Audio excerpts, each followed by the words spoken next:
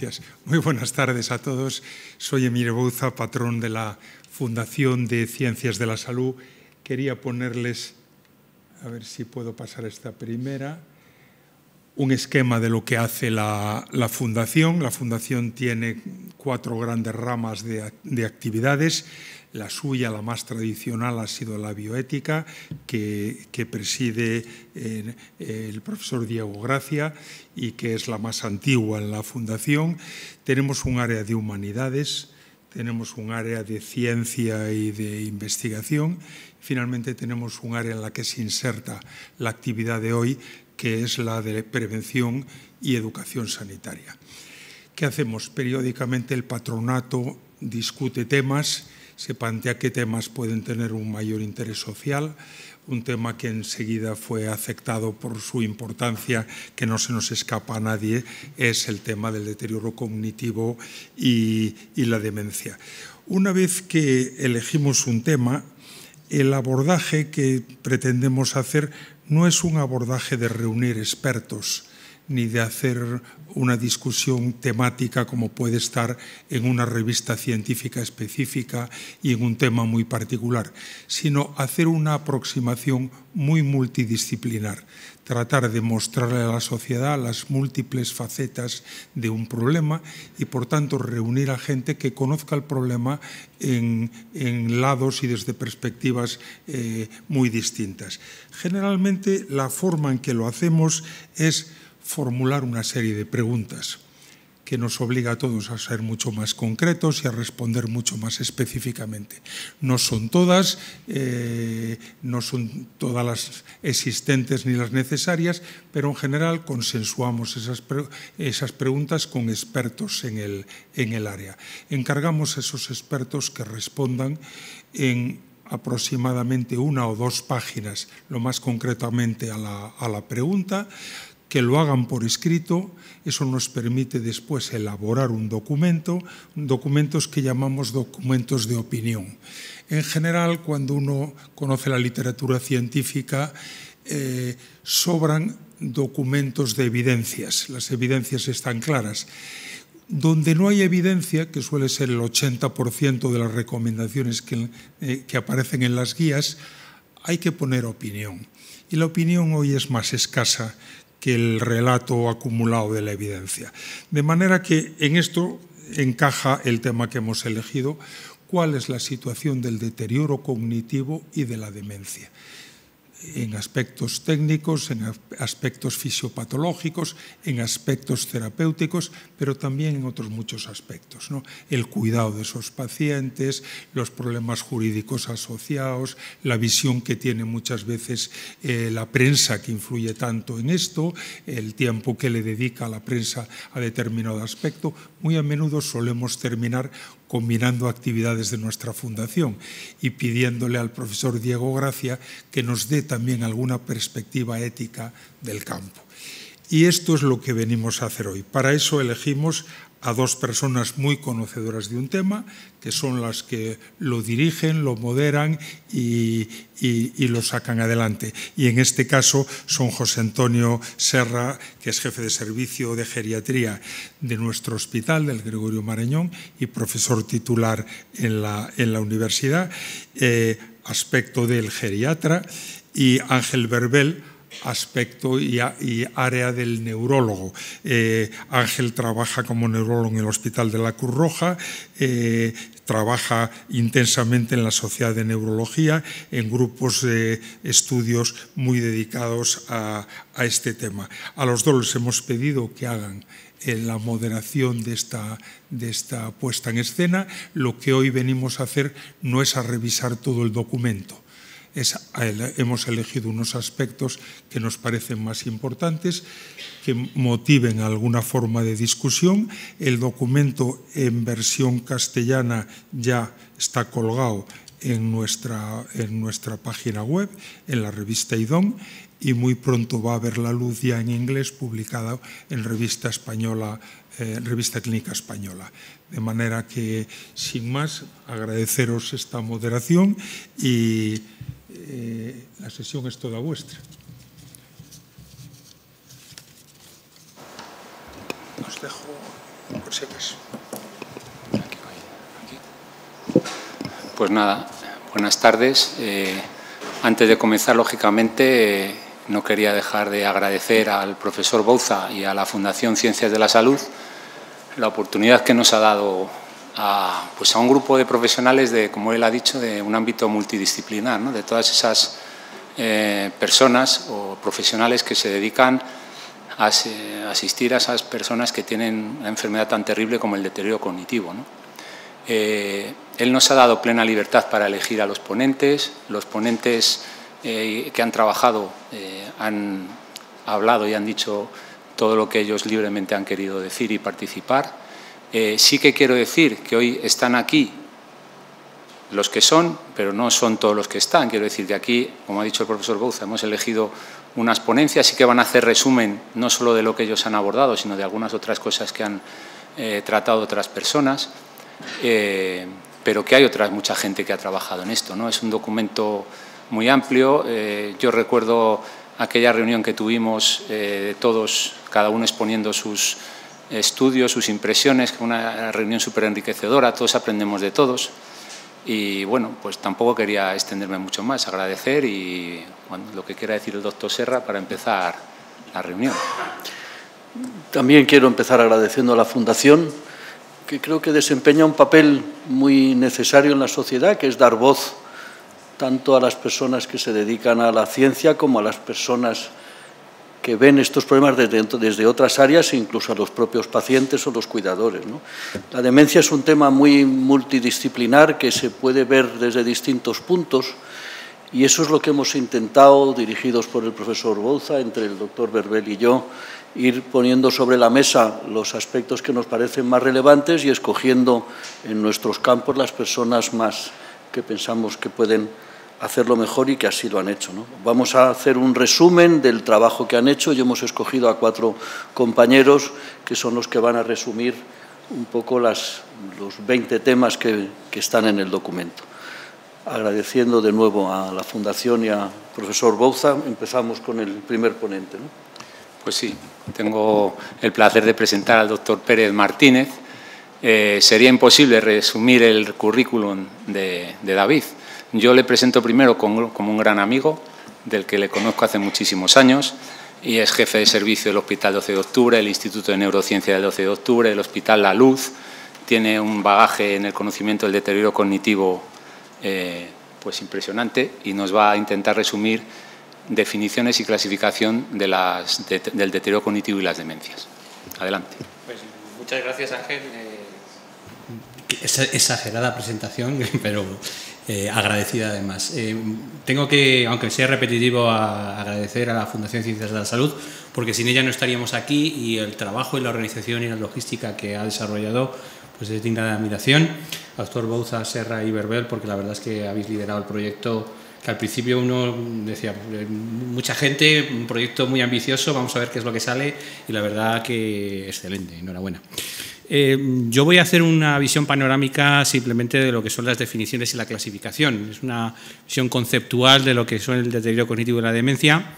Y antes quizás de empezar, pues tenemos que empezar con este señor, ¿no? Este señor, estamos aquí todos pues en gran medida por el señor de la izquierda, que como todos ustedes saben es el doctor Alois Alzheimer, que en 1901 fue el mejor y el peor año de su vida. El mejor porque fue el año en el que conoció a Auguste Deter, que es la primera paciente diagnosticada de enfermedad de Alzheimer, que es la imagen de la derecha, y además le nombraron jefe clínico del Hospital para Enfermos Mentales Epilépticos de Frankfurt y de alguna manera estaba en el top de su carrera en ese momento.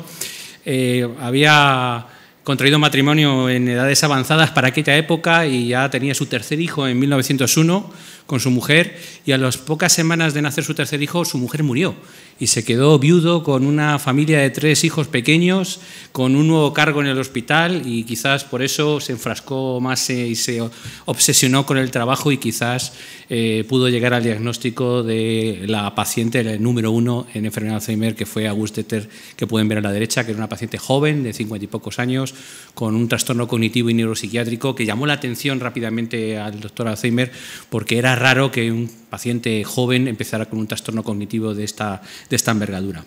Auguste Deterre falleció 5 años después, en 1906. Y en 1906 a Luis Alzheimer pudo hacer la necropsia e identificó estas dos cosas que pueden ver ustedes ahí, que son los dibujos originales de Luis Alzheimer. A la izquierda pueden ver unas formaciones dentro de las neuronas, que son los ovillos neurofibrilares, que hoy en día sabemos que están formados por proteína tau fosforilada.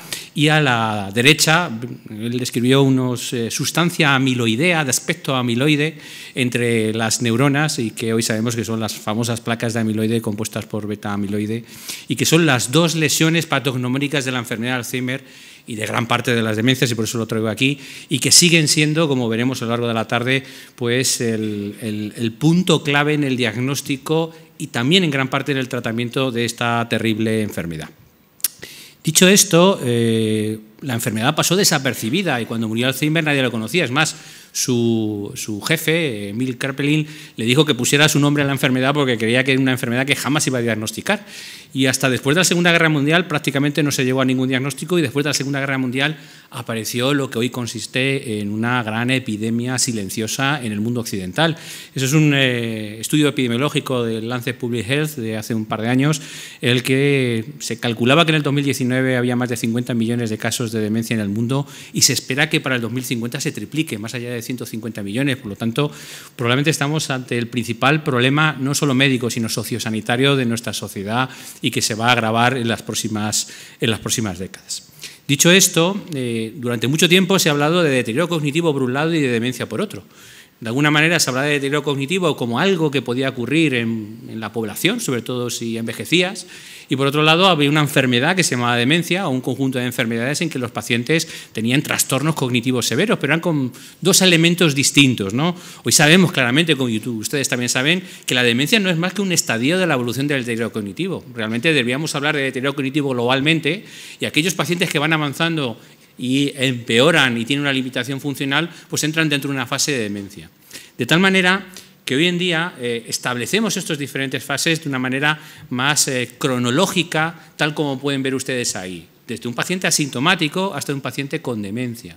Y no son más que diferentes estadios o intensidad del trastorno cognitivo que va evolucionando a lo largo de muchas veces décadas. Si sabemos que los trastornos fisiopatológicos en la enfermedad de Alzheimer empiezan 2 o 3 décadas antes de que los pacientes puedan tener una sintomatología severa. Por lo tanto, deberíamos intentar tener una visión paisajística, global, dinámica de estas enfermedades desde que los pacientes pueden estar asintomáticos hasta que desarrollan un trastorno cognitivo severo. Obviamente los pacientes asintomáticos no tienen síntomas, no tienen un trastorno cognitivo y funcionalmente son óptimos, pero ya hay algunos sujetos, personas sanas aparentemente, que tienen quejas subjetivas de pérdida de memoria o de otro tipo cognitivo, y que cuando se les analiza y se les hace un estudio neuropsicológico no tienen trastorno cognitivo evidente, objetivo, o tienen mínimas alteraciones, pero sí sabemos que epidemiológicamente estos sujetos tienen algo más de riesgo de desarrollar enfermedades neurodegenerativas que la población general. Eso que nos quiere decir que probablemente nosotros somos mucho más sensibles que cualquier otro test a la hora de poder evaluar qué es lo que pasa en nuestro interior, en nuestro cerebro. También es verdad que muchas quejas subjetivas cognitivas pueden estar producidas por causas que no son enfermedades neurodegenerativas. En sujetos menores de 50 años la principal causa suele ser el estrés, la ansiedad, los trastornos afectivos, por lo tanto hay que tenerlo en cuenta. Pero siempre hay una causa. Y eso es lo que quiero subrayar. Muchas veces se dice, usted no tiene nada, no, tiene algo porque tiene quejas cognitivas. Lo que pasa es que hay que encontrar la causa. Puede ser una causa, digamos, más benévola o una causa más severa, ¿no? Pero siempre hay que hacer un estudio. Cuando van evolucionando, estos pacientes desarrollan un deterioro cognitivo leve. En los últimos 10 años se ha puesto mucha hincapié y se ha subrayado este papel de deterioro cognitivo leve porque es un estadio previo a desarrollar enfermedades más severas neurodegenerativas con demencia, y es una ventana de oportunidad a la hora de intervenir con las terapias que están llegando y que van a llegar en los próximos años, ¿no? Estamos hablando de sujetos, personas que tienen síntomas, como las quejas subjetivas, pero además cuando se les realiza un estudio neuropsicológico tienen un trastorno cognitivo objetivo, puntúan por debajo de 1 o 2 desviaciones estándar en los test cognitivos que tenemos validados poblacionalmente. Pero en ese momento no tiene alteración funcional.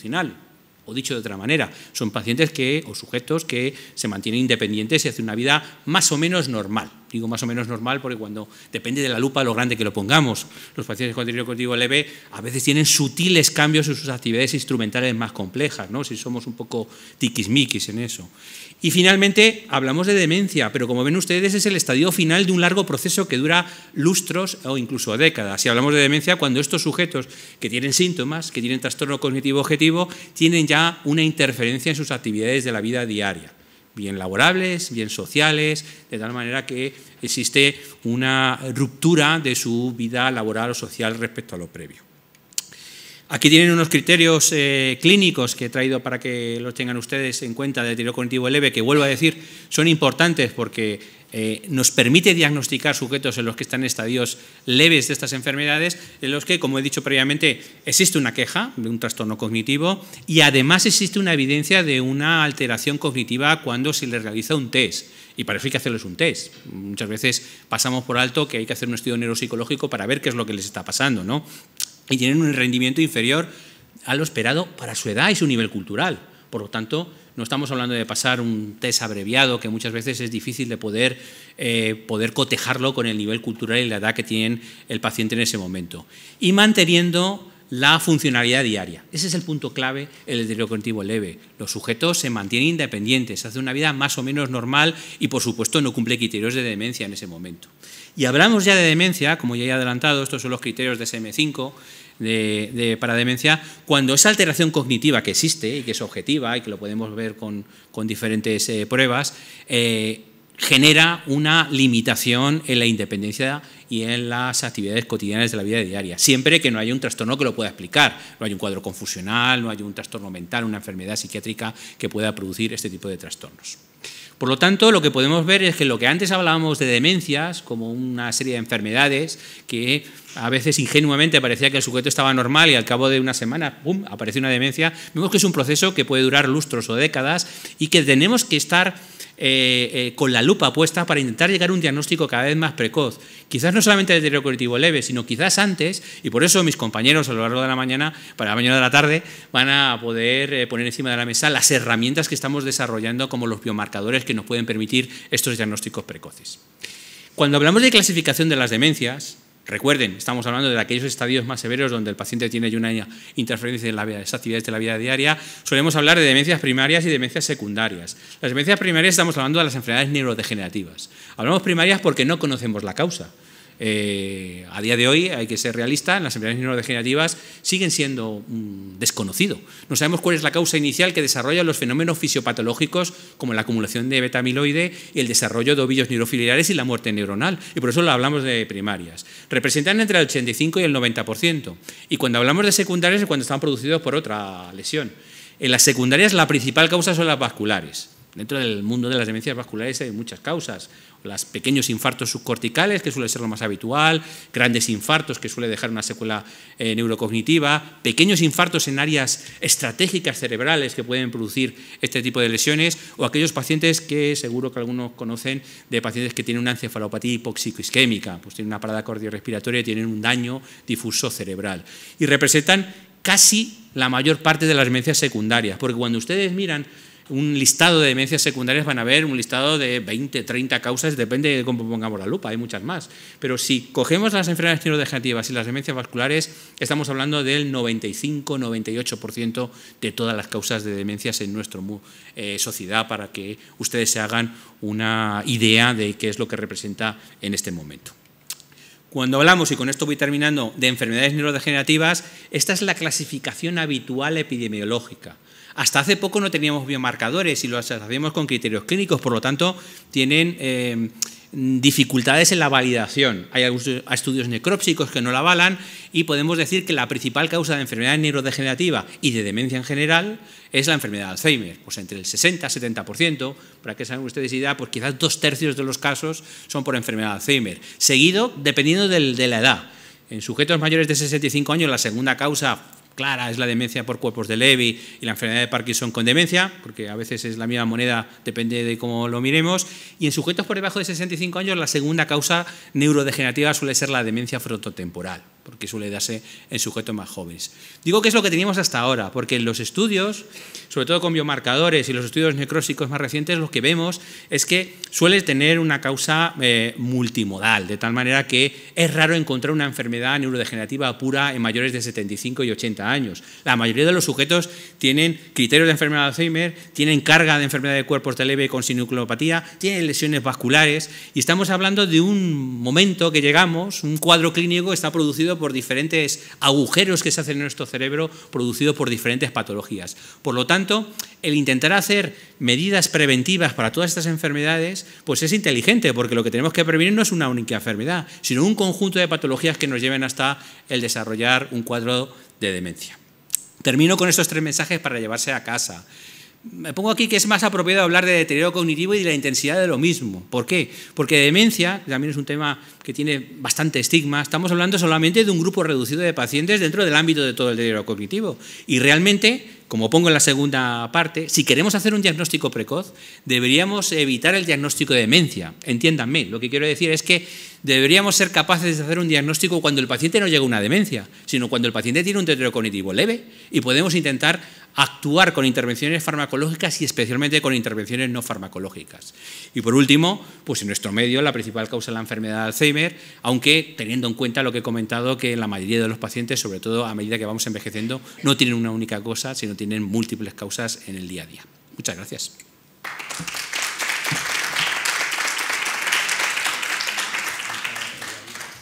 Gracias, como siempre, docente y sintético. Muchas gracias. Tiene ahora el turno Carmen Osuna, que es médico geriatra del Hospital Gregorio Marañón, y nos va a hablar de la dimensión del problema y de los factores de riesgo.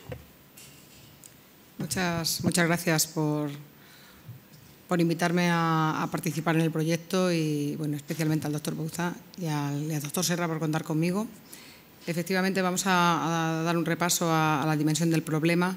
Como bien nos apuntara el doctor García Pérez, hablar de deterioro cognitivo y de demencia, por ende, es hablar de uno de los grandes problemas de salud a nivel mundial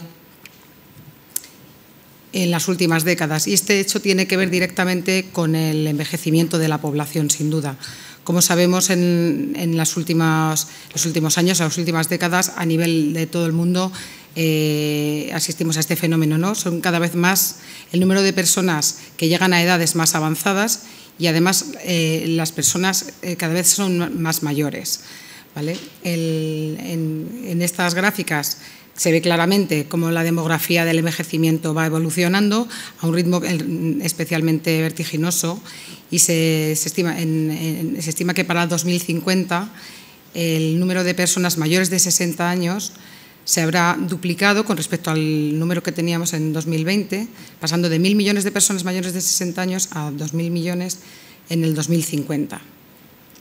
En España, que es un reflejo muy claro de este fenómeno, que es uno de los países más envejecidos del mundo, pues podemos ver en datos del Instituto Nacional de Estadística como en los últimos 60 años la población mayor de 65 años ha pasado de ser del 8% a pasar a ser el 20% en la actualidad, y en concreto el grupo de población mayor de 85 años ha pasado del 1,2% al 6%. Que es decir, que los grupos de mayores edad son los que más están creciendo. Y como decimos, efectivamente, esta gráfica que ya nos la ha mostrado el doctor Pérez, esto tiene que ver directamente con la dimensión que está alcanzando el problema del deterioro cognitivo, ¿no? A nivel de todo el mundo, ya lo ha comentado él, se estima que para 2050 el número de personas que tendrán deterioro cognitivo llegará a los 139 millones de personas. En datos de España, estos son datos del censo del 2022, pues se ve esa relación con la edad, por grupos de edad. La prevalencia del deterioro cognitivo pasa en la franja de edad de 65-69 años desde una prevalencia del 1% al casi 40% en edades superiores a los 90 años. En el 22 había una estimación de una prevalencia de demencia en España, deterioro cognitivo, para hablar en global, de casi 800.000 personas, pero con un ritmo de crecimiento que se estima que casi se va a triplicar de aquí al 2050 con un cálculo que se aproxima a los 2 millones de afectados para esa fecha. Y como bien sabemos, la gravedad de la demencia son las graves consecuencias que acarrea. Es la primera causa de discapacidad, la segunda causa de discapacidad en mayores de 60 años y responsable de casi el 12% de años vividos con discapacidad, y es la primera causa de ingreso en residencia en los países desarrollados, con un gran impacto sobre las personas que en el entorno familiar y de cuidadores. Cuando les preguntamos en encuestas directamente al entorno familiar, hasta un 30% se ven obligados a hacer ajustes en el horario laboral para poder atender a las personas con demencia y hasta un 12% de ellos tienen que dejar de trabajar para poder hacerlo. Tienen un gran impacto a nivel personal, con deterioro de las relaciones sociales, abandono de sus aficiones, agotamiento, una gran necesidad de ayudas a todos los niveles, apoyo psicológico, ayuda económica, necesidad de cuidadores. Y pues tienen un alto consumo de recursos, tanto sanitarios como económicos y a todos los niveles. A pesar de ello, sigue habiendo bastante falta de concienciación y también un estigma muy importante negativo sobre el deterioro cognitivo. En esta encuesta que os muestro aquí en pequeño de la Fundación Pascual Maragall, todavía había en torno a un 20% de personas que creían que se podía curar con tratamiento específico y hasta un 70% sentían incomodidad cuando se les hablaba del deterioro cognitivo. Bien, como por desgracia ya nos han apuntado y ya sabemos, no existe ningún tratamiento que se haya mostrado ser eficaz para curar o para modificar de forma eficaz la evolución del deterioro cognitivo, pero lo que sí que hay es esa amplia ventana de tiempo para poder prevenir los efectos a nivel cerebral, porque sabemos que los cambios neuropatológicos comienzan bastantes décadas antes de que comiencen las manifestaciones, y es ahí donde efectivamente se centra gran parte del interés en investigación en las últimas décadas, ¿no? Y el interés, lógicamente, que hay es en identificar aquellos factores de riesgo que sean potencialmente modificables. Y el conocimiento acumulado hasta la fecha nos permite identificar 12 factores modificables a los cuales, si se pudiera actuar sobre ellos reduciéndolos, se podrían reducir hasta un 40% en la prevalencia del deterioro cognitivo. Son los factores que os muestro en la pantalla y es muy interesante saber cómo esos diferentes factores tienen mayor incidencia según las etapas del ciclo vital, ¿no? Estos factores actúan bien reduciendo aumentando la reserva cognitiva o bien disminuyendo el deterioro a nivel neurológico o bien mediante ambos mecanismos en resumen, ¿no? Y como os decía, el incidir en las etapas vitales pues es importante para que las estrategias de prevención tengan mayor calado, ¿no? Y en este sentido, lo más importante que debemos saber es que en las etapas tempranas de la vida lo más determinante de la reserva cognitiva es el nivel educativo que se alcanza. En las edades medias de la vida hay que hacer especial hincapié en corregir los déficits auditivos, evitar los traumatismos cerebrales, tratar adecuadamente la hipertensión, especialmente en la franja entre los 40 y 60 años, es la franja de mayor importancia del óptimo control de la tensión arterial, reducir el consumo de alcohol al mínimo posible y el controlar la obesidad. Y en las etapas posteriores de la vida, pues reducir el tabaquismo o eliminarlo, abordar la depresión y fomentar la socialización, que aunque ambos factores pueden ser causa y consecuencia del deterioro cognitivo, sí se sabe que corrigiendo ambas, es decir, tratando la depresión y fomentando las actividades que favorecen la socialización, hay efectos beneficiosos a nivel cognitivo. La actividad física ha quedado también demostrado sus beneficios a nivel cognitivo frente al sedentarismo, o sea que es muy importante que sigamos promoviendo la actividad física. En reducir la polución ambiental y tratar la diabetes serían los últimos factores. En sumatorio, si pudiéramos corregir todos estos factores, se estima que se podría reducir la prevalencia, como os decía, en torno al 40%, lo cual es, desde luego, algunas cifras muy a tener en cuenta. Respecto a otros factores que también se estudian mucho porque tienen gran interés sobre si tienen algún papel en la prevención del deterioro cognitivo, como es la dieta, ampliamente estudiado, podemos decir a fecha de hoy que de forma aislada no hay ningún elemento dietético que haya demostrado ser capaz de prevenir el deterioro cognitivo. Y lo que sí que tiene gran interés son los patrones de dieta, los patrones dietéticos, sobre todo aquellos que tienen beneficios a nivel de la salud cardiovascular, como la dieta mediterránea, tienen beneficios a nivel cognitivo. Respecto a los fármacos, hasta la fecha no hay ningún fármaco que podamos afirmar que es eficaz para prevenir el deterioro cognitivo. Y sin duda, en un tema tan complejo como la demencia, con una fisiopatología tan multicomponente y donde los factores de riesgo que además están implicados en la salud cognitiva son tan variados, desde luego las estrategias de prevención está claro que tienen que ser a varios niveles, ¿no? Estrategias multicomponente que traten de corregir en la medida de lo posible todos los factores posibles para poder tener lógicamente mayor probabilidad de éxito. En conclusiones, sabemos sin duda que el deterioro cognitivo y la demencia es una prioridad de salud pública. Es necesario seguir trabajando en la sensibilización y en la concienciación a nivel social y, sobre todo, es muy importante que seamos capaces de transmitir a la población general la importancia de llevar un estilo de vida saludable que no solo es beneficioso a otros niveles de salud, sino también lo es y está demostrado a nivel de la salud cognitiva y es capaz de prevenir el deterioro cognitivo y retrasar o mejorar el paso a la demencia.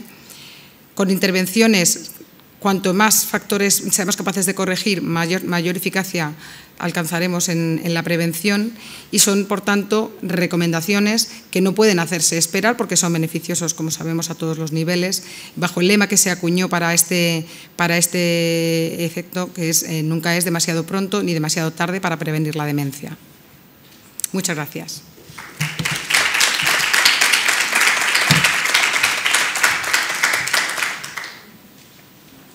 Bueno, ahora tengo el placer de presentar a otro gran amigo. Mi currículum está lleno de amigos. El doctor Villarejo es jefe de sección de neurología también del Hospital 12 de Octubre. Es un gran ponente, un gran divulgador. Y sobre todo quiero destacar la fase que a mí más me gusta de él, que es cómo es capaz de divulgar la neurología y la relación con el arte. Luego, para los que están aquí presentes, les invito a que justo a la salida hay un grabado de Cajal que se llama Las mariposas del alma. Él y yo sabemos bien a lo que se refiere a las mariposas del alma. Bueno, para el que no lo sepa, es una actividad que realizamos todos los años en la Sociedad Española de Neurología, donde se habla de cómo enfocar el arte o diferentes disciplinas desde el punto de vista de lo que es el cerebro, ¿no? Entonces, bueno, me he permitido esta licencia de meter esta cuña publicitaria, pero es un poco para poner en valor, igual que al resto de los ponentes, pues a mi amigo Alberto. Muchas gracias, Ángel. La otra cuña publicitaria podría ser el Museo Cajal en el Colegio de Médicos, que tantas veces está pidiendo, que parece mentira que Cajal, que tanto lo conocen en todo el mundo como uno de los grandes genios, no tenga un museo oficial central en Madrid, cuando... No sé, en esto los españoles la verdad es que lo hacemos mal, no como la Fundación Ciencias de la Salud, que la verdad es que ha sido una organización perfecta. Ha sido un placer colaborar con todos vosotros y estoy muy agradecido a los organizadores y también al comité de selección, pues, por haber contado conmigo. Y el tema de hoy es muy extenso, porque ver todas las novedades que ha habido en estos años pues es difícil, y además, aunque el tema que nos trata, deterioro cognitivo y demencia, me ha explicado antes David muy bien, son muchas enfermedades, me voy a tener que centrar en la enfermedad de Alzheimer porque es la más frecuente y en la que más novedades hay, también como reflejo de que es donde más inversión hay. O sea, la investigación es la esperanza de cara al futuro, donde no se investiga pues no hay nada. Y en los últimos 40 años he seleccionado así pues 2 diapositivas para ver cómo ha podido cambiar todo. Esto es la clasificación que más se usó durante muchos años, que se hizo en el año 1984, que se definía la enfermedad de Alzheimer como una enfermedad cerebral caracterizada por una demencia progresiva, solo clínica, no había biomarcadores por ningún lado. Han pasado 40 años y, aparte de que ya los PDFs han mejorado muchísimo y todo se ve mucho más bonito, pues la enfermedad, de forma un poco polémica, se define solo por biomarcadores, independientemente de la clínica, en esta clasificación, no en alguna otra que hay, y solo lo he puesto aquí, pues hasta 14 biomarcadores he contado que se consideran como útiles para el diagnóstico de la enfermedad de Alzheimer, ¿no? Fundamentalmente los que estudian las dos proteínas principales de la enfermedad que comentaba antes también David en su presentación, el amiloide, que sería aquí, y la proteína tau, que serían los dos biomarcadores principales, ¿no? Pero hay muchos otros, como pues, marcadores de neurodegeneración, marcadores de imagen, marcadores de inflamación que cada vez van siendo más interesantes y algo que tendremos más en el futuro es los de otras patologías, que es fundamental a la hora de estudiar a los pacientes con deterioro cognitivo, porque es raro el paciente con deterioro cognitivo puro. La mayoría de ellos, como se ve luego en estudios neuropatológicos, tienen una suma de patologías y en este sentido hasta ahora lo más útil es la detección de alfa-sinucleína, pero que es bastante compleja, porque son unas técnicas de amplificación de semillas basadas en las capacidades de agregación de la proteína, pero que son difíciles de estandarizar y están disponibles en pocos laboratorios. Pero desde luego, de cara al futuro, son una vía pues, muy útil. Los biomarcadores de imagen, que son los que más hemos utilizado en los últimos años y en los que curiosamente más sigue confiando la gente, ¿no? Yo creo que esta cosa en el escáner, me hicieron un escáner, ¿no? Los pacientes siguen diciendo en el escáner, ¿salió el Alzheimer en el escáner o no salió? Pues fue el escáner y la resonancia magnética, que son utilísimas para detectar todas esas demencias secundarias que comentaba en la presentación previa. También por ciertos patrones de atrofia que ayudan a identificar algunas enfermedades degenerativas o por lo menos sugerirlo. Lo mismo que pasa con el PET de glucosa, las neuronas y la sinapsis consumen mucha glucosa, cuando hay una alteración focal pues se altera y eso también ayuda en el diagnóstico diferencial o por ejemplo para distinguirlo de enfermedades psiquiátricas que puede ser muy difícil en ocasiones. Y luego ya los marcadores de las dos proteínas principales de Alzheimer, el PET de amiloide que lo tenemos desde hace más de 20 años y el PET de tau más reciente, bastante limitado al ámbito de la investigación y algunos otros que se van estudiando, marcar inflamación, marcar también actividad sináptica, pero que están limitados a la investigación. Desde luego la vía de la medicina nuclear es interesantísima porque permite ver el cerebro y lo que está pasando y depositarlo, ¿no? Es casi como hacer una tinción neuropatológica en un tejido de cerebro. A largo plazo va a tener el problema de que los PET son tecnologías muy caras, muy complejas, de difícil acceso y que vamos a tener que seleccionar muy bien a los pacientes que pueden acceder a ellas. El otro campo que ha habido una verdadera explosión pues es los biomarcadores de fluidos, ¿no? Inicialmente sobre todo en líquido cefalorraquídeo, que tienen la gran ventaja frente a la medicina nuclear que con una sola determinación, en el líquido cefalorraquídeo hay que hacer una punción lumbar, que es un procedimiento un poco molesto, pero que no tiene mayores complicaciones, y con una sola análisis, pues como cuando uno le hace la analítica, se pueden determinar 40, 50, 60, 70 parámetros, ¿no? Y en este sentido pues seguirán siendo muy útiles por lo que comento de las copatologías. De momento no tenemos más que marcadores útiles en líquido cefalorraquídeo para beta, las taupatías y luego sinucleínas, pero probablemente se vayan incorporando.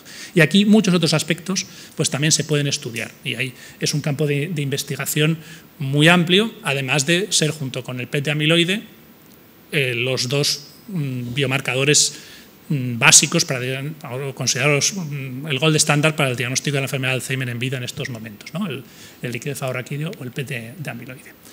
¿Y cuál es la gran novedad en los últimos 5 o 6 años? Pues los biomarcadores en plasma para detectar la enfermedad de Alzheimer. Hay varios métodos para hacerlo, todos se basan en nuevas tecnologías que permiten detectar concentraciones mínimas de proteínas en sangre. Y lo que detectan sobre todo son fracciones de tau fosforilada. El que mejor rendimiento tiene es una fracción fosforilada en el 217 de la proteína tau o la beta 42. A veces se hacen de forma sola, a veces se combinan en ratios.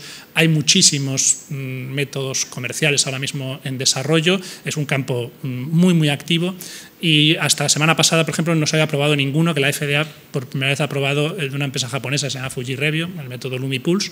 Al final han presentado un ratio, porque se pueden presentar bastantes formas, de la fosfotau 217 con la A-beta y muestra un rendimiento muy bueno para detectar la presencia del PET de amiloide positivo. Eso sería lo más útil. Ya digo que hay bastantes, de momento esto está bastante, ya se está incorporando a la clínica, pero vamos, está bastante limitado a entornos de investigación, pero su llegada es inminente una vez que sea autorizado por las agencias reguladoras.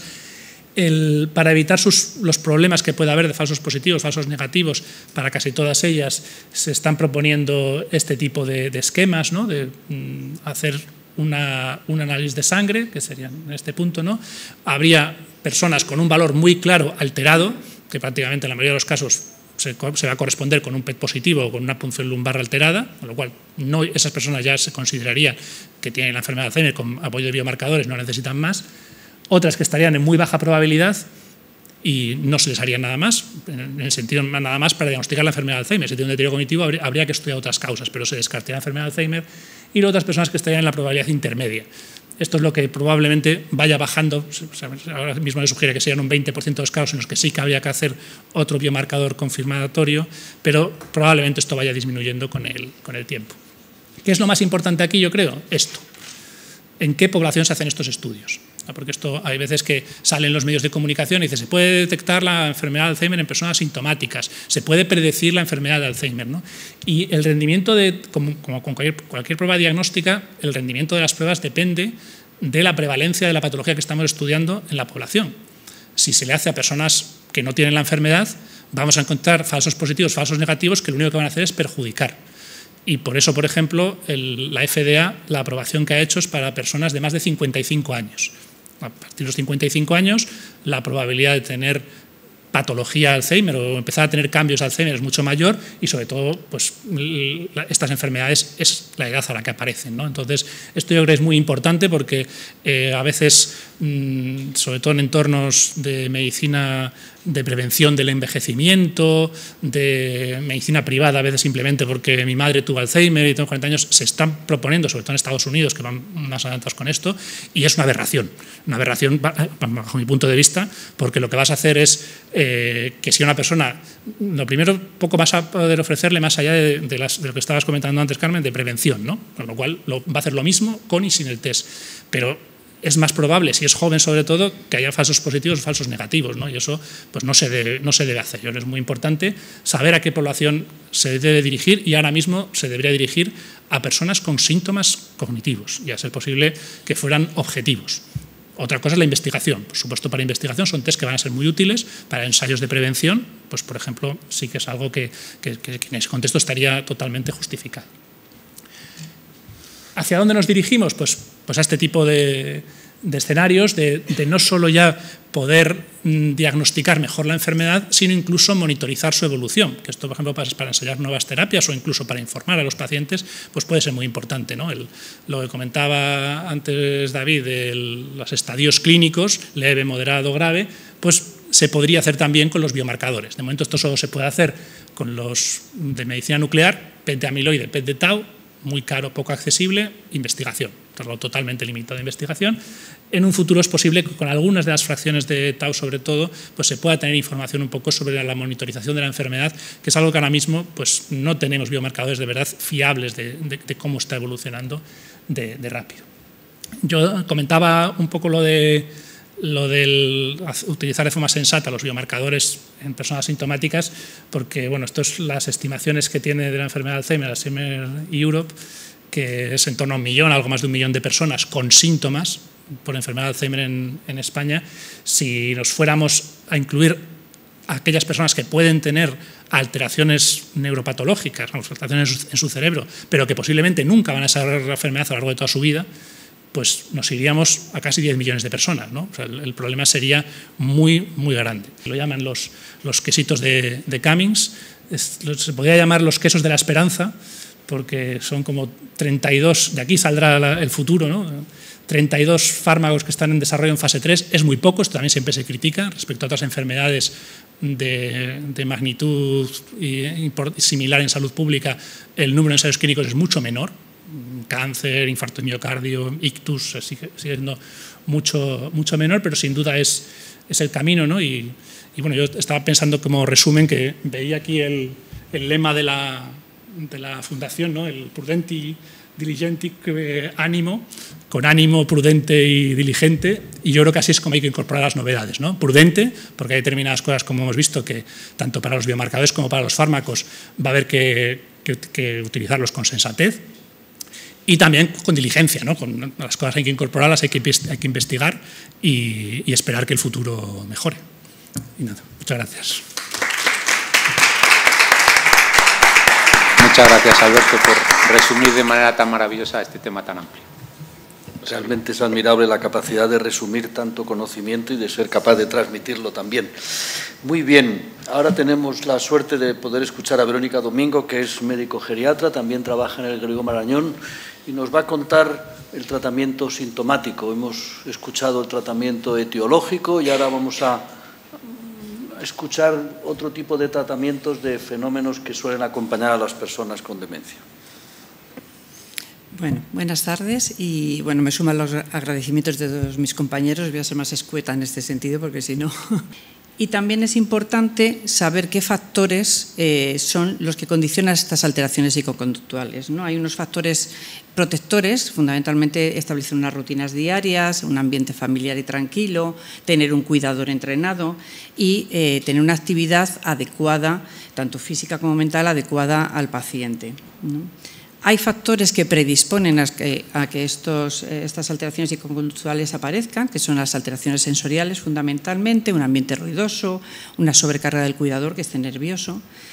Hay factores precipitantes, como son cualquier alteración de las necesidades básicas. Lo primero que hay que ver cuando un paciente se pone nervioso es si tiene hambre, sed, algún tipo de dolor, tiene necesidad de ir al baño.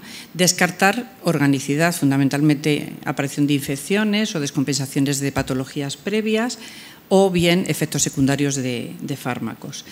Y por otro lado existen unos factores perpetuantes, ¿no? Como son que un cuidador con falta de apoyo que llegue a tener una sobrecarga, identificación errónea del trastorno que está produciendo este síntoma o ausencia de un plan de tratamiento y seguimiento adecuado.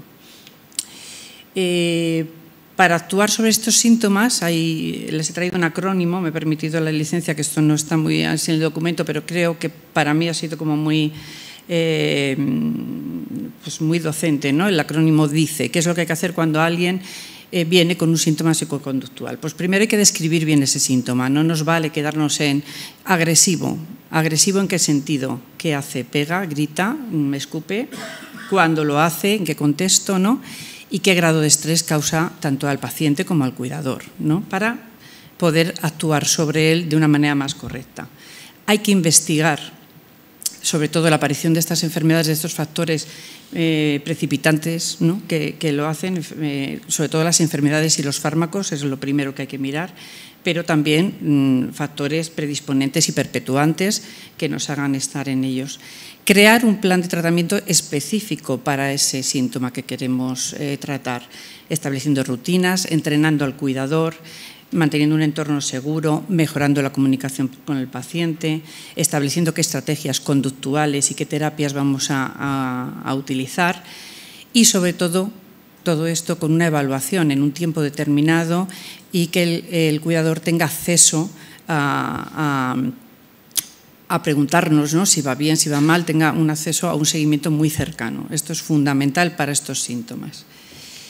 Porque realmente el resumen del tratamiento sintomático y en lo que estamos ahora, en el día a día, en la realidad de las demencias, es que el tratamiento que más eficaz es, tanto para los síntomas cognitivos como para los no cognitivos, es el tratamiento no farmacológico. Influir sobre estos 5 factores, ¿no? Un entorno que sea seguro, que sea accesible para el paciente, que sea cómodo y que sea tranquilo. La manera de comunicarse con el paciente, desde la tranquilidad, desde la abertura, desde una comunicación visual, mirar a los ojos, establecer contacto físico en algunas ocasiones, porque en otras ocasiones crea más rechazo, pero si es posible y el paciente lo permite, con contacto físico cariñoso, con un lenguaje que él entienda y comprenda y que nos pueda, podemos sacar información de lo que nos quiere transmitir y muchas veces no es un lenguaje verbal, es lenguaje no verbal, ¿no? ¿Qué cuidados tenemos que dar a estos pacientes? La importancia de las rutinas y de anticipar qué es lo que vamos a hacer para que el paciente se sienta tranquilo. No podemos meterle a bañar sin avisarle que le vamos a bañar, sin prepararle hacia dónde le llevamos, porque lo puede sentir como una agresión. Entonces, si tú anticipas, vas a tranquilizar al paciente y lo vas a hacer desde otra perspectiva, ¿no? Y bueno, siempre intentando que el paciente se mantenga lo más independiente posible. Eso también debe ser una premisa, no hacerles cosas que ellos puedan hacer, hay que mantenerlos lo más independientes. Luego ya entramos en el grupo de las terapias, ¿no? Terapias tanto cognitivas como emocionales, que es fundamental y que bueno, supongo que después también hablaremos, ¿no?, de la importancia de dónde darlas. Los centros de día en España son súper importantes para este tipo de terapias. Terapias de estimulación cognitiva en el sentido cognitivo, pero luego están las terapias de reminiscencia con recuerdos positivos, estimulando los recuerdos positivos, musicoterapia, etcétera, que hace que los pacientes rebajen mucho, tengan un estado emocional mucho más tranquilo y mucho más adecuado, ¿no? Y por último, sin olvidarnos nunca de los cuidadores. Los cuidadores tienen que tener formación, porque si no saben todas estas cosas, lo más seguro es que se desborden a la primera. Tienen que tener apoyo y tienen que tener descanso. Entonces son las tres premisas importantes. Y esta es la conclusión y la diapositiva un poco que me gustaría que se quedaran en la mente, ¿no?, con el foco de estos 5, que es lo que realmente hoy en día podemos hacer para ayudar a los pacientes con demencia.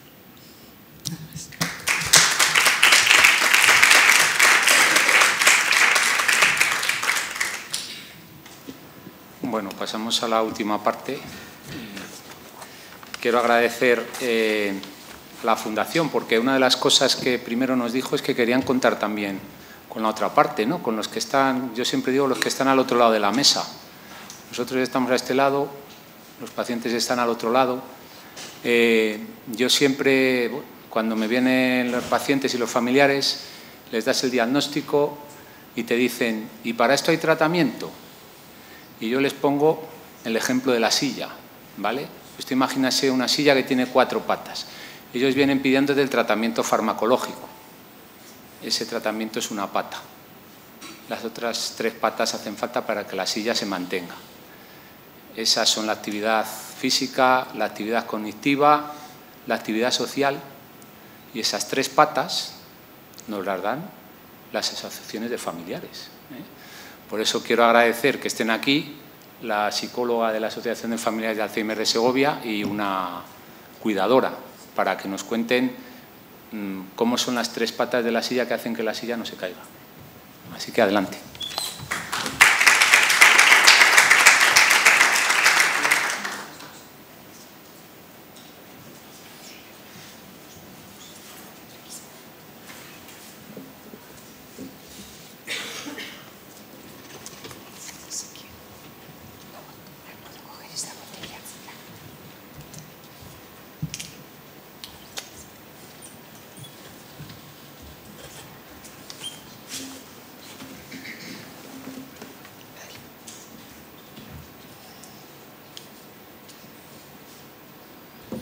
Buenas tardes a todos.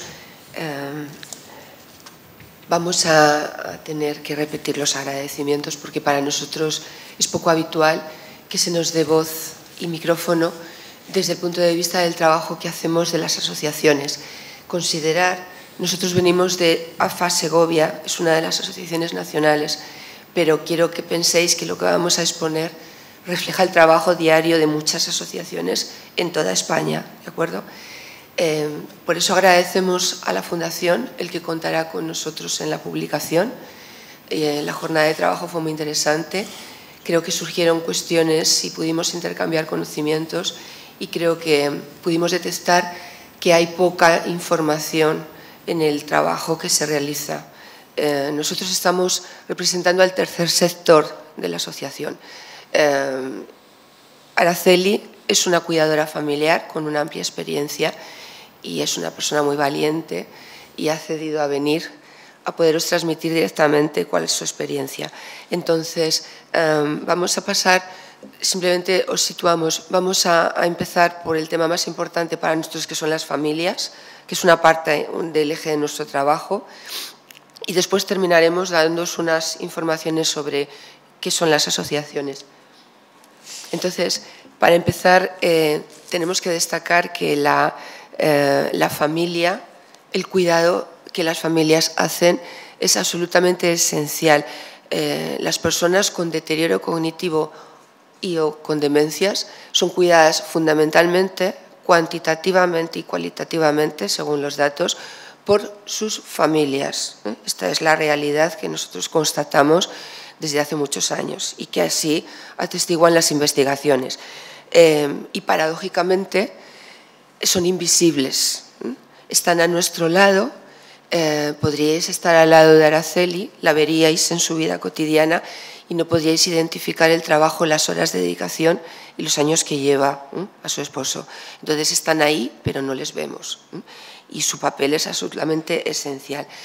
La investigación científica en relación al cuidado familiar hace ya muchas décadas se orientó a tratar de evaluar los efectos en el grado de salud de los familiares, porque es obvio que afrontan situaciones de estrés crónico. Este es un modelo teórico muy conocido desde el punto de vista psicológico en muchos otros contextos. En el campo del cuidado familiar ha dado lugar a lo que se define como sobrecarga del cuidado.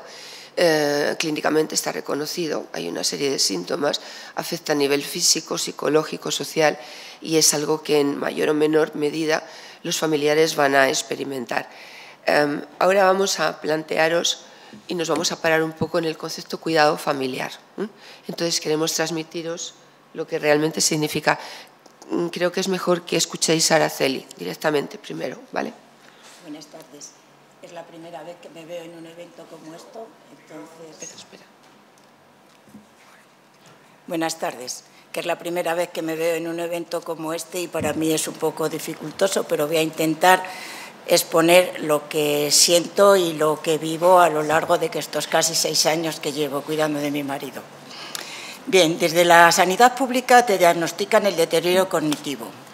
Te dicen cómo es, que irá aumentando y que no hay solución. Yo me pregunto, ¿qué pasa ahora? Porque todo queda en manos de la familia y hay que afrontar una realidad muy dura. Te conviertes en el cuidador familiar.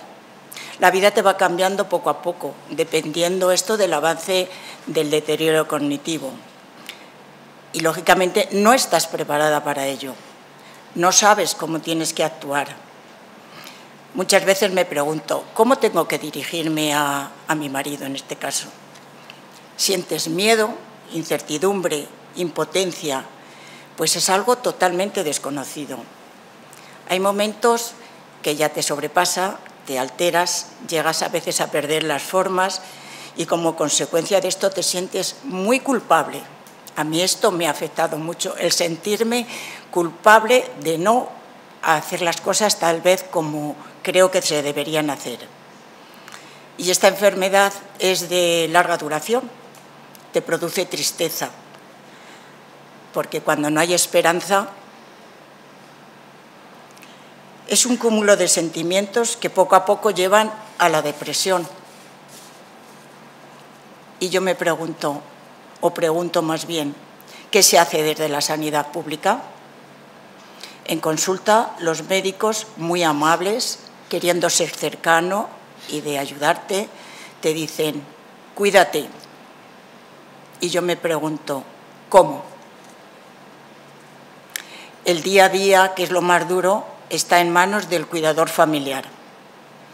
Los especialistas más relacionados con el deterioro cognitivo, yo muchas veces pregunto, ¿se han preguntado alguna vez qué se puede hacer para ayudar a este colectivo social de cuidadores? Porque es un colectivo muy grande, más de lo que parece. Y además es una realidad social que no se ve. Y eso es duro. En el cuidador familiar surgen sentimientos y emociones a veces encontradas y muy difíciles de gestionar, por lo menos en mi caso. Y el deterioro cognitivo, bueno, y también en caso de conocidos y compañeros que están en una situación similar, porque cada enfermo es distinto. El deterioro cognitivo de una persona produce en el cuidador una sobrecarga emocional tal que desde mi punto de vista es otra enfermedad, por decirlo de alguna forma, que a lo mejor no es lo correcto. Pues pasas las 24 horas del día con la persona que cuida, que en muchos momentos necesita tenerte a su lado, porque si no te tiene cercana o te está viendo, está perdida. Tiene sensación de inseguridad. La persona que conociste, con la que planteaste hacerte un plan de vida, esa ya no existe. Ahora es otra persona y ahora tienes otra tarea. Tienes que aprender a conocerla y a vivir con ella, pero de otra manera.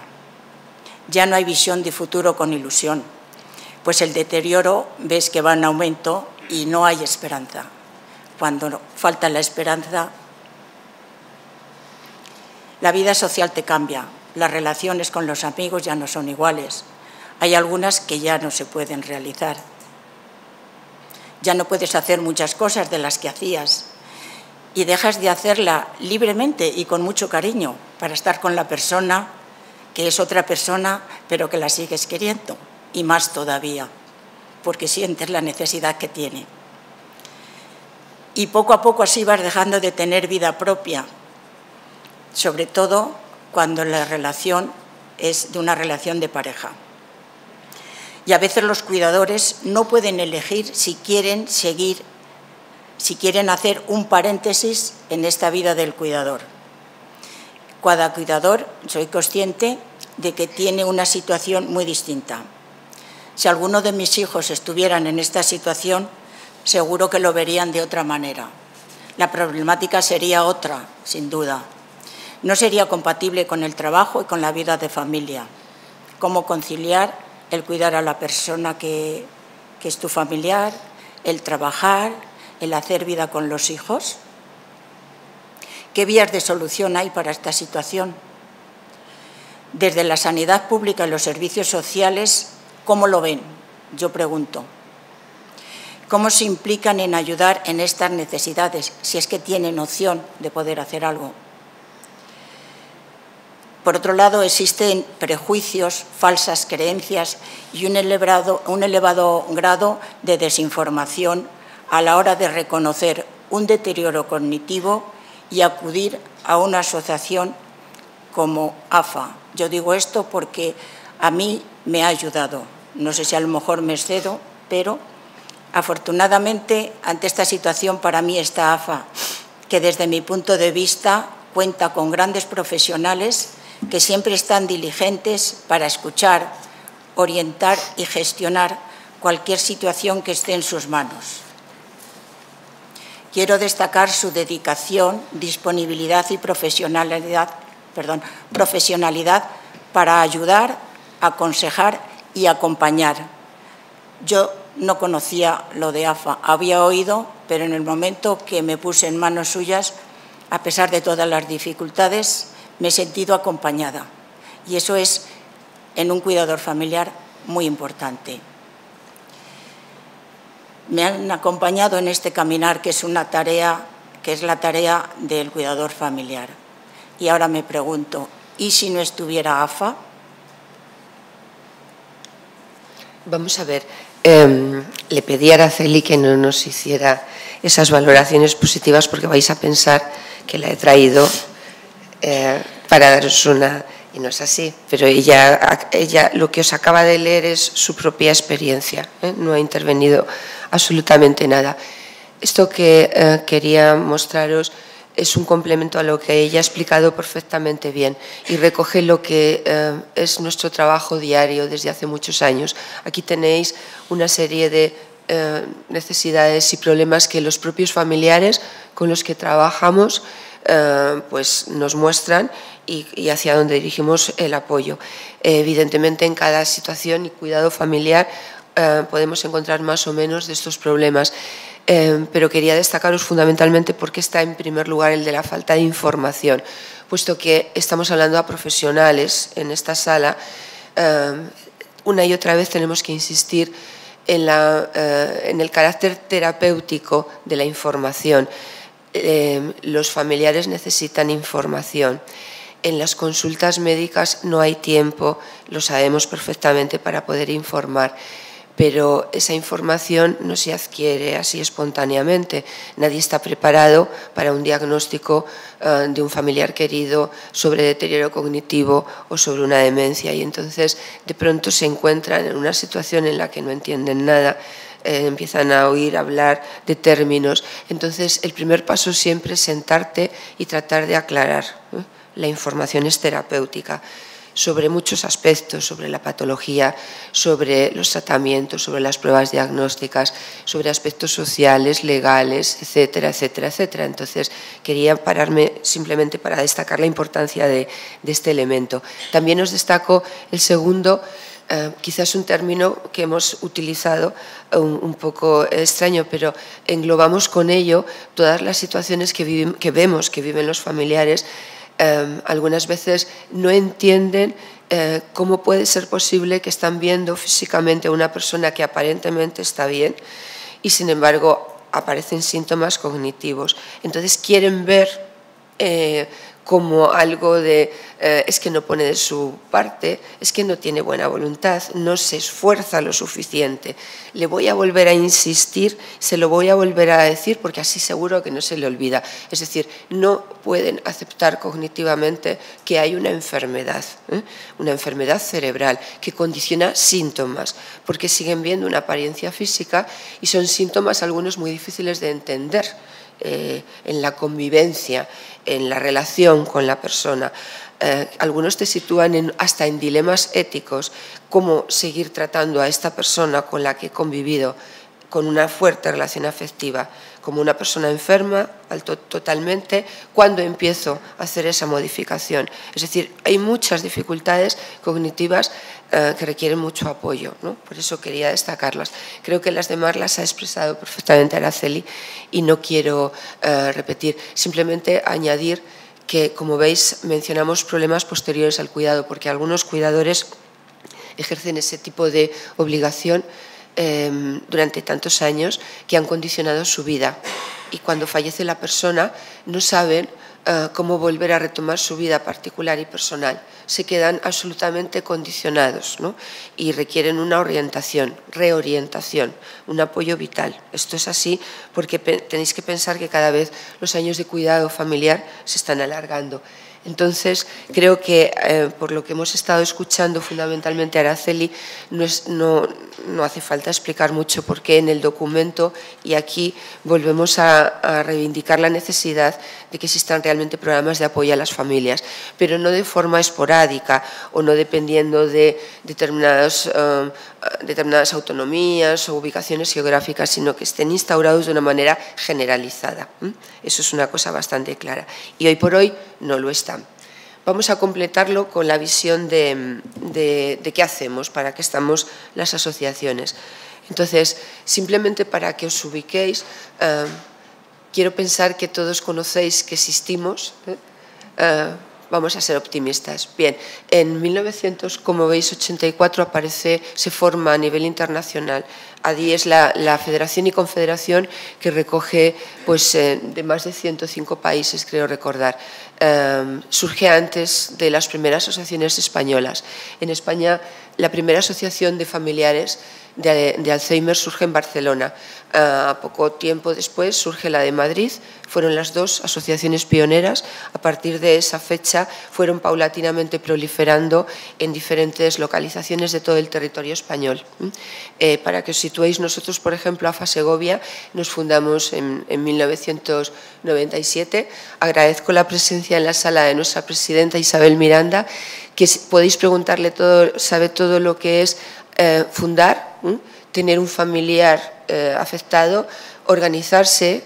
El movimiento asociativo en España está muy poco considerado, ella lo conoce, y llevar durante casi 28 años, lo vamos a cumplir pronto, bregando con instituciones. Entonces, para que os situéis de fechas, en 1990 se establece una confederación que es CEAFA, con las AFAs que hasta ese momento a nivel de España se habían creado.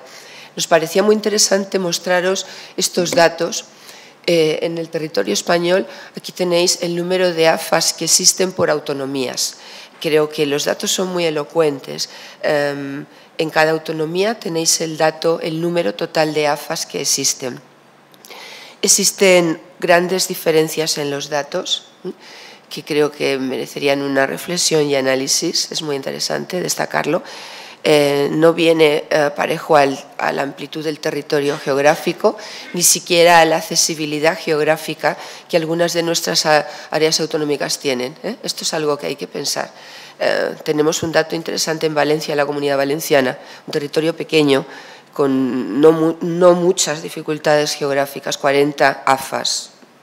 Ahí lo dejamos. Tenéis, como veis, el número de socios que en este momento están censados, los voluntarios y los trabajadores. Y en todas las autonomías, las AFAs estamos federadas por autonomías y luego a su vez CEAFA es la Confederación Nacional. Es una red, ¿verdad, Isabel?, de trabajo en red de asociaciones. Si alguno queréis más información, os podemos comentar. Esto es lo que hacemos las AFAs, las asociaciones de familiares. Al principio se constituyeron los familiares porque no había nada, ningún recurso de apoyo y muy poca información científica. Cuando se constituyeron las primeras AFAs, con el paso de las décadas se han ido dotando de recursos profesionales. En este momento las AFAs tienen recursos profesionales interdisciplinares. Apoyamos a los grupos familiares a lo largo de todo el proceso y vamos acumulando conocimiento gracias a los familiares, es decir, la propia tarea de orientación y apoyo a los familiares nos ha hecho aprender mucho de los diferentes modelos, lo que funciona, lo que no funciona, los problemas, anticiparnos. Es decir, que trabajamos de manera colaborativa con los familiares. Eso es una cosa bastante importante que queríamos destacar. Estamos dentro del sistema de recursos de atención a las personas dependientes y, por tanto, las personas que tienen concedida un grado de dependencia pueden solicitar algunos de nuestros servicios, prestaciones vinculadas y, por tanto, estamos dentro de las bases de datos de la red de dependencia nacional. Y queríamos dejar ahí una cuestión en el aire sobre que tenemos un papel en la coordinación sociosanitaria. Si luego queréis en el debate lo podemos ampliar, porque esto es un tema complicado. Este es el modelo que tenemos de trabajo. El protocolo empieza con una demanda, a partir de ahí se hace una valoración integral. Obtenemos un perfil individual de cada persona. Nosotros trabajamos sobre el modelo de atención centrada en la persona desde hace muchos años. Entonces hacemos una evaluación neuropsicológica, funcional, familiar, obtenemos toda la historia de vida y sobre eso se elabora el perfil de cada persona enferma y orientamos cuál es el servicio. Nos estamos encontrando en los últimos años una tendencia que vienen pidiéndonos servicio de estimulación cognitiva, como el que va a un establecimiento comercial a pedir algo. Y os queríamos recordar a los profesionales médicos que eso es un tipo de terapia, ¿no? Y que muchas veces los familiares, cuando se les indica, no, mira, el nivel de deterioro ya no es adecuado para este servicio, ¿no?, pero podemos plantearnos otro, se frustran y entonces estaría bueno que estuviéramos usando el mismo lenguaje. O sea, es decir, tenemos más servicios. Entonces, se hace un PAI, el plan de atención individual, y se hace una valoración continuada. No nos extendemos más. Aquí tenéis, y en el documento están detallados, lo que serían la cartera de servicios de las AFAs a nivel nacional. Por supuesto, nos encantaría que fuera la de todas las AFAs, pero no es así. Cada AFA tiene unos recursos, un espacio, un número de profesionales y una disponibilidad de poder ejercitar más o menos servicios o programas. Pero este es el global que existe a nivel nacional. Y queríamos terminar con unas reflexiones y un poco casi reivindicaciones, ¿verdad? Retomó un poco lo que estabais planteando, que comparto perfectamente el planteamiento. Hemos elegido como un semáforo, ¿no? Aquí veis 3 colores y queríamos destacar un poco también y transmitir lo que hemos visto en los últimos años con nuestro trabajo desde el AFA. Tenemos como un continuo, a veces no es tan continuo, pero hay como un proceso entre lo que es un envejecimiento saludable hasta el estado de demencias más avanzados, ¿no? Pero querríamos destacar un elemento que es muy llamativo. Ese proceso de deterioro cognitivo podríamos pensar que está ampliándose, lo vemos cada vez más en los diagnósticos de las historias médicas, lo vemos en número de personas que vienen a solicitar nuestros servicios que por supuesto no están en un nivel de deterioro avanzado. Estamos hablando de deterioro cognitivo leve, estamos hablando de cambios asociados al envejecimiento, tenemos dudas. Estamos haciendo seguimiento de varias personas que espontáneamente ya se han contactado con nosotros y tienen dudas. Y entonces estamos haciendo seguimiento. Y esto cada vez está aumentando más. Es decir, queremos haceros pensar que, por ejemplo, hace 10 años y mucho más 20 años había una dicotomía entre envejecimiento saludable y demencias. Las familias o las residencias, perdón. Pero nosotros, en los últimos años, hemos visto que lo que cada vez ha ido aumentando es este amplio sector de deterioro cognitivo más leve, más moderado, con muchas dudas a veces diagnósticas, y nos están demandando cada vez más. El servicio de estimulación cognitiva es un ejemplo muy claro. Hemos tenido que ir ampliando los grupos. Entonces, ahí nos planteamos dos cuestiones. Lo íbamos a plantear como una pregunta, lo voy a plantear como una afirmación para terminar. Es necesario la creación de más recursos de nivel intermedio, es decir, situados en el ámbito comunitario, como por ejemplo estamos trabajando en las AFAS u otra serie de recursos, donde existen centros de día y donde existen servicios de estimulación cognitiva especializada. No se puede ubicar a una persona por tener una edad en los talleres o en los programas de los ayuntamientos o de las comunidades de envejecimiento activo, porque esa población sana están enviando a esas personas y se están frustrando, y cuando luego realmente sigue pasando el tiempo y contactan con nosotros, tenemos que hacer tareas porque están muy desmotivados y no quieren seguir. Es decir, son recursos distintos.